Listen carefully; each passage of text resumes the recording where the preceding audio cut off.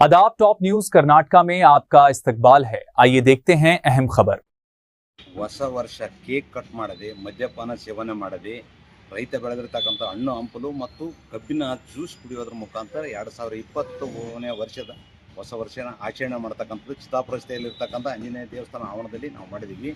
ಅದು ವಿಶೇಷವಾಗಿ ಮಂಗಳವಾರ ಇವತ್ತು ದೇವಸ್ಥಾನದಲ್ಲಿ ವಿಶೇಷ ಪೂಜೆ ಸಲ್ಲಿಸಿ ಮಾಡೋದ್ರ ಮುಖಾಂತರ ಈ ಅಭಿಯಾನ ಪ್ರತಿಯೊಬ್ಬರಿಗೂ ತಲುಪಲಿ ಅಂತಕ್ಕಂಥದ್ದು ನಮ್ಮ ಉದ್ದೇಶ.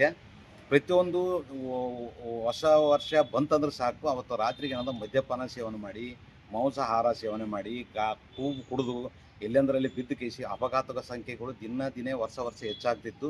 ಅದನ್ನು ತಡೆಯೋಕ್ಕೋಸ್ಕರ ಈ ಅಭಿಯಾನ ಮಾಡ್ತಾ ಇದ್ದೀವಿ. ಇದನ್ನು ಎಲ್ಲರೂ ದೇಶದಾಗಿರ್ತಕ್ಕಂಥ ರಾಜ್ಯದಾಗಿರ್ತಕ್ಕಂಥ ಎಲ್ಲರೂ ಇದನ್ನು ಪಾಲನೆ ಮಾಡಿ ತಮ್ಮ ಮಕ್ಕಳಿಗಾಗಲಿ ತಾವಾಗಲಿ ಯಾವುದೇ ದುರ್ಚಟದಿಂದ ದೂರ ಇದ್ದು ಮದ್ಯಪಾನ ಸೇವನೆ ಮಾಡದೆ, ಕೇಕ್ಗಳು ಕಟ್ ಮಾಡದೆ, ರೈತ ಬೆಳೆದಿರ್ತಕ್ಕಂಥ ಬೆಳೆ ಮತ್ತು ಹಣ್ಣು ಹಂಪಲು ಮತ್ತು ನೆಲಕಬ್ಬನ್ನು ಸೇವನೆ ಮಾಡೋದ್ರ ಮುಖಾಂತರ ಆಚರಣೆ ಮಾಡಿ ರೈತರಿಗೆ ಬೆಂಬಲಿಸಿ ರೈತರಿಗೆ ಗೌರವ ಕೊಡಬೇಕಂತಕ್ಕಂಥದ್ದೇ ನಮ್ಮ ಉದ್ದೇಶ. ಇದು ಎಲ್ಲರಿಗೂ ಬಳಕೆ ಆಗ್ಬೇಕಂತಕ್ಕಂಥ ದೃಷ್ಟಿಯಿಂದ ಒಂದಿವ್ಸ ಮುಂಚಿತವಾಗಿ ಮಾಡಲಾಗಿದ್ವಿ.